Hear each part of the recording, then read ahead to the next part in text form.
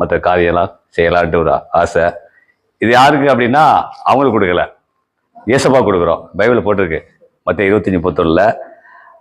இவங்களுக்கு நம்ம என்ன செய்கிறோமோ அது இயேசுக்கு செய்கிற மாதிரி நம்ம செய்வோம். யாருக்கு செய்கிறோம் அப்படின்னா இவங்க மூலமாக இயேசுக்கு செய்கிறோம். நீதிமொழி 19:17 பார்த்துருக்கோம். தேவையுள்ள மக்களுக்கு உதவி செய்கிறது இயேசு கடன் கொடுக்க மாதிரி. அது மாதிரி நீங்களும் செய்யுங்க. கண்ணால் எங்கே பார்க்குறீங்களோ உதவி செய்யுங்க. இயேசு ஆசீர்வதிப்பார்.